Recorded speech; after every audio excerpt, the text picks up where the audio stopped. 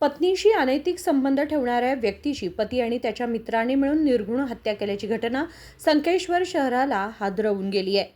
बाबू शंकर भुसगोळ वय 35 असं मृत व्यक्तीचं नाव असून संकेश्वर येथील जनता प्लॉट परिसरात शनिवारी रात्री सुमारे 1 वाजण्याच्या सुमारास ही घटना घडल्याचे सांगितले जात आहे. अनैतिक संबंध असल्याच्या संशयातून संबंधित महिलेचा पती आणि त्याच्या मित्रांनी मिळून बाबू भुसगोळ याच्यावर हल्ला केला. त्यांच्या डोक्यावर दगडाने वार करून तसेच चाकूने भुसकून अत्यंत क्रूर पद्धतीने हत्या करण्यात आली. मृत व्यक्तीवर अनैतिक संबंध तसेच रस्ता अतिक्रमण करून रस्ता बंद केल्याचेही आरोप असल्याची माहिती समोर आली आहे.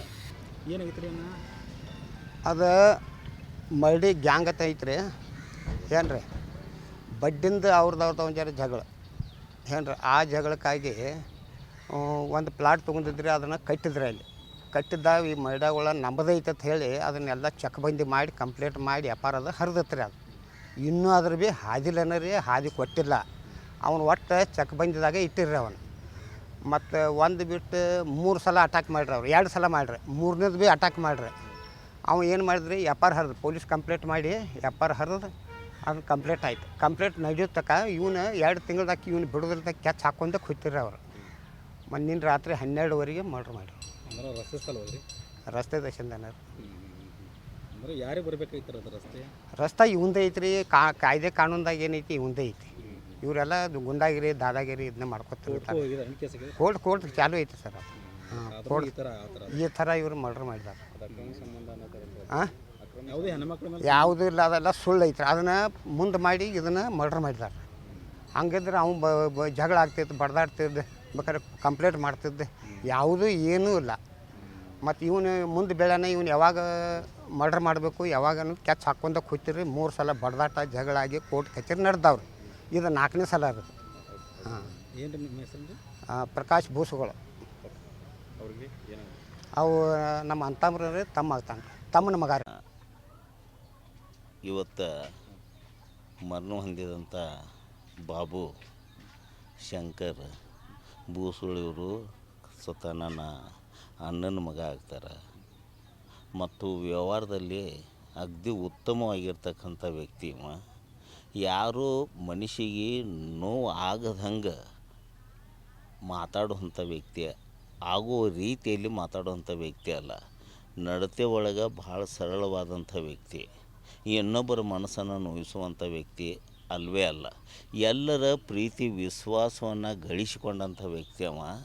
ಆದರೆ ಇವತ್ತಿನ ದಿನ ನಮ್ಗೆ ಸಡನ್ಲಿ ಏನು ಒಂದು ಸರ್ಪ್ರೈಸ್ ಒಂದು ಸುದ್ದಿ ಬತ್ತು, ಇವ್ರದ್ದು ಈ ರೀತಿಯಾಗಿ ಹತ್ಯೆ ಆಗ್ಯದ ಅಂತ ತಿಳ್ಕೊಂಡು. ಹತ್ಯೆ ಆಗ್ಯದ ಅಂತಂದಾಗ ನಮಗೆ ಒಮ್ಮಿಗಲೇ ಸಿಡ್ಲು ಬಡ್ದಂತಾಯಿತು. ಆವಾಗ ಕೊನೆಗೆ ಅಲ್ಲಿ ಹೋಗಿ ನೋಡಿದಾಗ ಇವ್ರದ್ದು ಹತ್ಯೆ ಆಗಿಬಿಟ್ಟಿತ್ತು. ಕಾರಣ ಏನು ಅನ್ನೋದು ಸ್ಪಷ್ಟವಾಗಿ ಇನ್ನೂ ಅದು ಗೊತ್ತಾಗ್ತಾ ಇಲ್ಲ. ಪೊಲೀಸರು ಅದನ್ನು ಎನ್ಕ್ವೈರಿ ಮಾಡ್ತಾ ಇದ್ದಾರೆ. ಒಂದು ವೇಳೆ ಎನ್ಕ್ವೈರಿ ಮಾಡಿದ ನಂತರ ನಿಜಾಂಶ ಸತ್ಯಾಂಶ ಹೊರಬಿದ್ದಾಗ ನಾವು ಒಂದೇ ಒಂದು ಪೊಲೀಸರ ಅಲ್ಲಿ ನಾನು ಒಂದು ಮನವಿಯನ್ನು ಮಾಡ್ಕೊಳ್ಳೋದು ಇಷ್ಟೇ. ಏನಪ್ಪ ಅಂತಂದ್ರೆ ಇದು ಇವರಿಗೆ ಯೋಗ್ಯವಾದಂಥ ನ್ಯಾಯ ಸಿಗಬೇಕು. ಯಾಕಪ್ಪ ಅಂತಂದ್ರೆ ಯಾರಿಗೂ ಮೋಸವನ್ನು ಮಾಡದೇ ಇದ್ದಿರ್ತಕ್ಕಂಥ ವ್ಯಕ್ತಿಗೆ ಈ ರೀತಿಯಾಗಿ ಅನ್ಯಾಯ ಆಗಿದೆ ಅಂತಂದರೆ ಅದರ ಮೇಲೆ ನಮ್ಮ ಪೊಲೀಸ್ ಇಲಾಖೆಯವರು ಉಗ್ರ ಕ್ರಮ ಕೈಗೊಳ್ಳಬೇಕು. ನಿಜವಾದಂಥ ಸತ್ಯಾಂಶವನ್ನು ಹೊರಗಡೆ ತರಬೇಕು ಅನ್ನೋದು ಇಷ್ಟೇ ನಾನು ಹೇಳಿ ಬಯಸ್ತಾ ಇದ್ದೀನಿ. ದನಗಳು ಗೋಟವನ್ನು ಮಾಡ್ತಿದ್ರು. ಆಮೇಲೆ ಫೈನಾನ್ಸ್ ಕೂಡ ಮಾಡ್ತಿದ್ರು ಇವರು. ಈಗ ಆರೋಪಿ ಅದಾನಲ್ಲ ಸರ್, ಅವ್ರಿಗೆ ಏನು ಸಂಬಂಧ ಸರ್? ಯಾರು ರೀ ಸರ್? ಕೊಲೆ ಮಾಡಿರೋ ವ್ಯಕ್ತಿ. ಹಾಂ, ಅವ್ರು ಇವ್ರಿಗೆ ಏನಾದರೂ ದೋಸ್ತ ಅಥವಾ ಫ್ರೆಂಡ್ಸ ಏನಾಗುತ್ತೆ ಸರ್?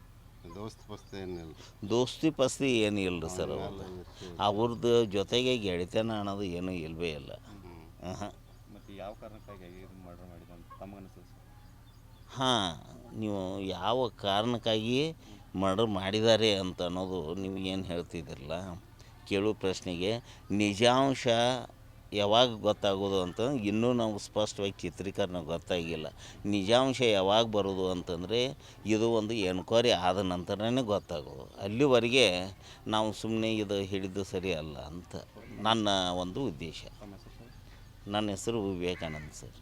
ಹುಡುಗಿಗೆ ಹ್ಞೂ ಕೊಲೆ ಆದವ್ರಿಗೆ ಏನಾದ್ರು ಸರ್? ಕೊಲೆ ಆದವ್ರಿಗೆ ಕೊಲೆ ಆದಂಥ ವ್ಯಕ್ತಿ ಅವನು ನಮ್ಮ ಅಣ್ಣನ ಮಗನೇ ಅವನು. या प्रकरणात पोलिसांनी दोन्ही आरोपींना ताब्यात घेतले आहे. घटनास्थळी संकेश्वर पोलिसांनी भेट देऊन पाहणी केली असून संकेश्वर पोलीस ठाण्यात गुन्हा दाखल करण्यात आलाय. राजशेखर हिरेमठ, KMM मराठी, बेळगाव.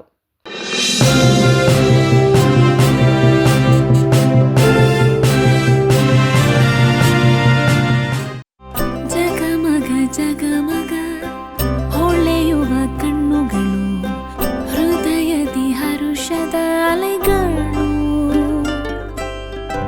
ಬಂದಿದೆ ಶುಭಗಳಿಗೆ ಪ್ರೀತಿಯ ಗಳಿಗೆ, ರೇಷ್ಮೆಯಲ್ಲಿ ಸುತ್ತಿದ ಸ್ವರ್ಣಗಳಿಗೆ.